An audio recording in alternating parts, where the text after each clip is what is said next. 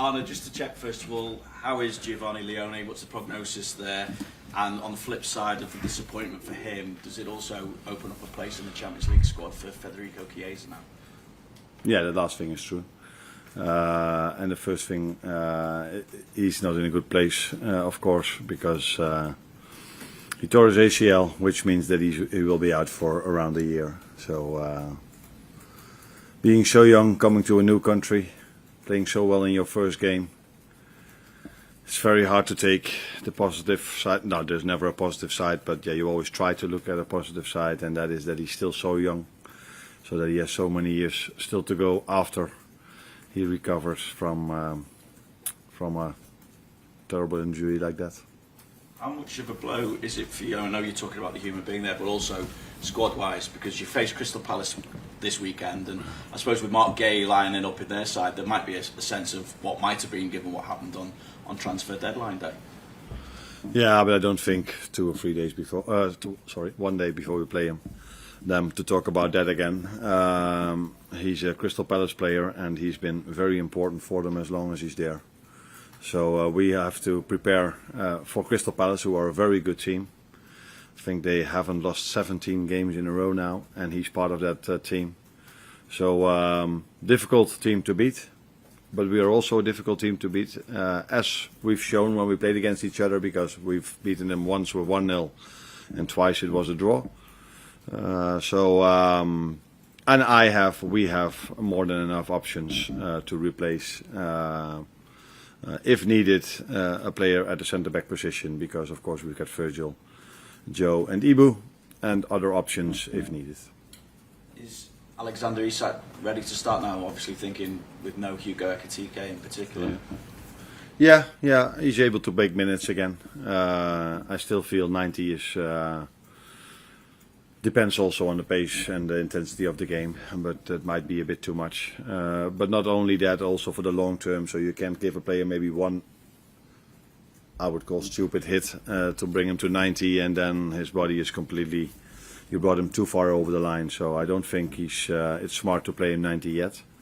But yeah, he's further into his pre-season now, and normally after 2 or 3 weeks in pre-season, players go to 60, 70 minutes, and in some clubs they even bring them to 90, but if you look at our pre-season, we mainly bring them to 60 to 70 minutes then. Just check on Hugo as well, because there's been a report that he'd been disciplined over his sending off the other night. Has he been fined or anything like that?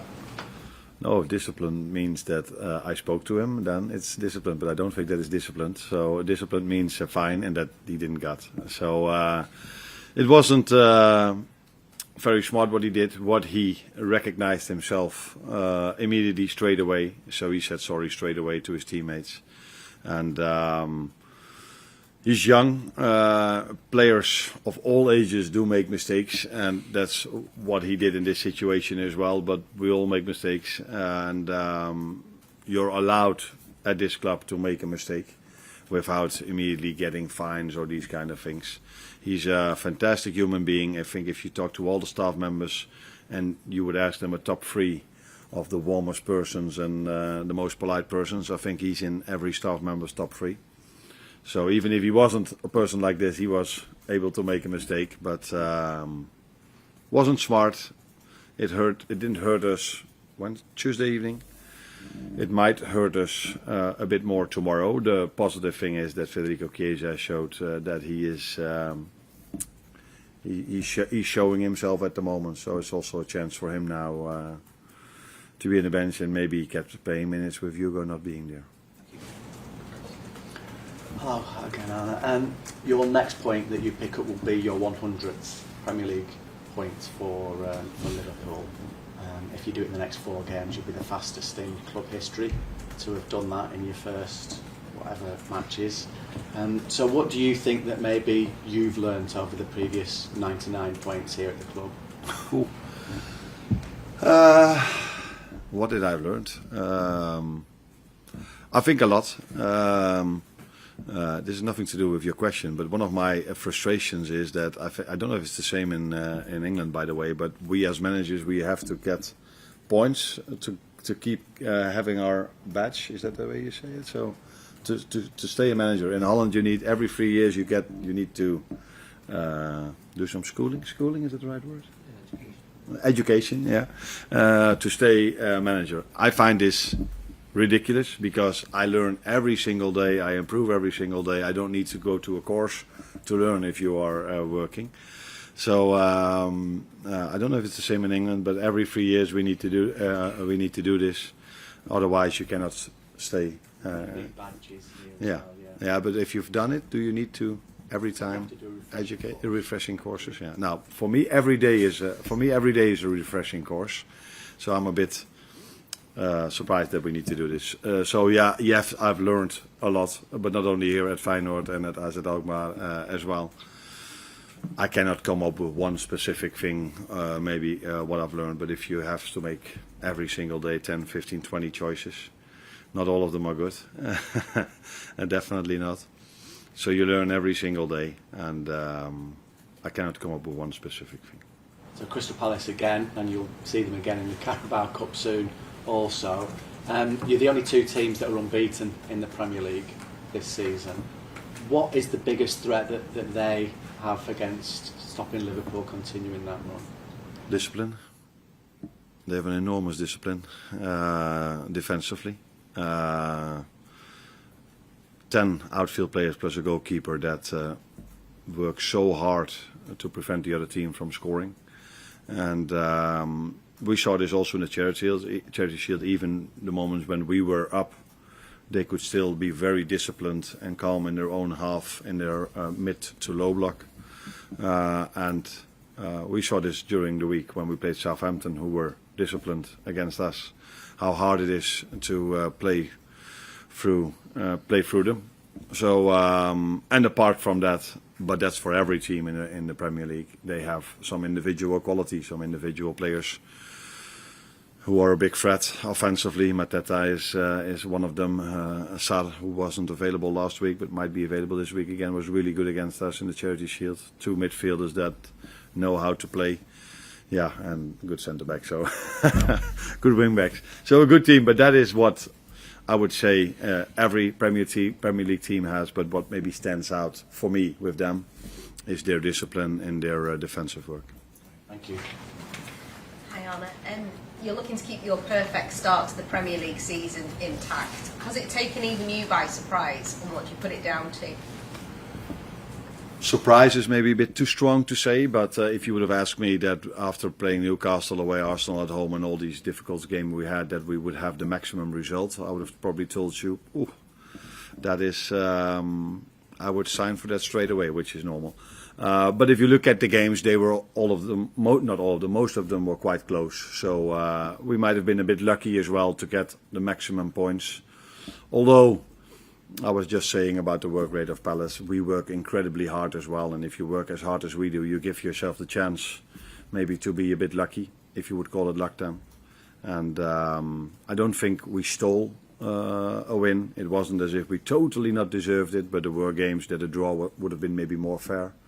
So yeah, looking at the schedule we had, I'm more than pleased that we have the maximum points. And Rio Ngaboma with his first contract as well, he's still so young at 17. Do you have to work about keeping expectations down, or are you just happy to let him go for it? Now the good thing is, if you are a youngster playing at Liverpool, there are players where you are playing with who are still better than you are. And that, I think, helps to stay grounded and to know there are still steps to make. If you are playing at maybe a club of a lower level and you are that good as Rio, you maybe belong straight away to the best players of the team. And that can lead to maybe a situation where he's not as grounded as he should be. But here that's not a problem at all. First of all, because who he is. He's a player that constantly wants to improve. But if you train and play with other wingers like Cody Gakpo and Mo Salah and Federico Chiesa and all the others, then I think he feels that there's still a step to make. First of all, to get to their level, and if he is at their level, then it's about being as consistent as these players are. And that is the most difficult thing. Become really good is something a lot of players maybe can do, but become consistently really good is what why the top players stand out. Arne, just on Giovanni, obviously devastated at the minute. How important are people like Virgil and Joe Gomez both suffered the same injury earlier on in their career, and how important are they going to be in terms of rehab, and also as an example for him of it feels like the end of the world at the minute, but you can come back just as good as you were before. Yeah. No, I think that last thing definitely helps, and we have some examples of that with Virgil and Joe, and there are a lot of examples all around the world.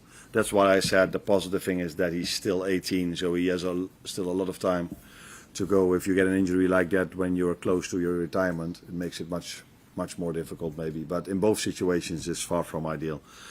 I think the main and most important thing is the surgeons who's going to do the surgery. Then second of all, the ones that do the recovery, the rehab with him. But then it's always nice if you can do this in a surrounding with players that have lived through this as well. They can give you the right energy maybe in certain moments. And I think our players already showed in the last 2 days a lot of compassion, towards him. And they will not stop doing that in the upcoming year. You mentioned at the start about Federico Chiesa possibly coming into the Champions League squad. Is that something you have looked into and started that process perhaps? Yeah, we've looked into this. I don't know. I cannot tell you exactly where that process is at the moment. Do you know? You're not sure as well. So that is not something I do myself. That are other people doing this. But if I'm informed correctly, if a player has a longer than 2-month injury, you are able to replace him. That's what they've told me, and now we have to see if it's true or not. But other people are looking into that. You've spoken before about Crystal Palace and how hard they work to stop other teams scoring goals. I think they've only conceded 3 in their 8 games in all competitions this season. How much confidence do you take from your scoring record in the Premier League? I think it's 39 consecutive games, and not only that, 11 different scorers already this season, so you've got attacking weapons all over the pitch. Yeah, we do, but even we find it very hard to score goals against them. In the 3 games we've played them twice, we only scored 1 goal, and in one time that was enough for the win. And once we scored 2, but they scored 2 as well. So it's a difficult team to score goals against. The good thing for us is, if you tell me now that they've probably kept a few clean sheets then as well, if they only conceded 3, that we were till now able to score against them. But they've improved, especially compared to the first time we played them. That was the beginning of last season. We have, that's true, players that can score goals. We have the quality as a team to create chances for our front 3 players or front 4 players. It's because of the way they play, the way they line up with a 5-2-3 or whatever you want to call it, 5-4-1. It's not easy to create, and that's why when we create, it would be smart then to score as soon as we can. Could be another late goal then. You've got to have patience against a team who are working as hard as they are to stop the opponents from scoring goals. Yeah, but you can only score a winner in the end if you worked as hard as we always do to prevent the other team from scoring as well, because otherwise you're already 2-0 down. Because you do see teams that attack a lot that get frustrated a bit and then in transition don't sprint back as hard as we do. But we just keep working and keep understanding that we can still win the game in the end as long as it's then 0-0 or 1-1 or 2-2. And therefore we work really hard, and that is one of our strengths, and that's what we have to bring to every game, especially if we face Crystal Palace, who are a big threat on the counter-attack, because they are so disciplined in defense and then can come in transitions really fast, and they're a big threat in set pieces as well. So 2 things we have to be really ready for. Thank you. Thanks, Arne.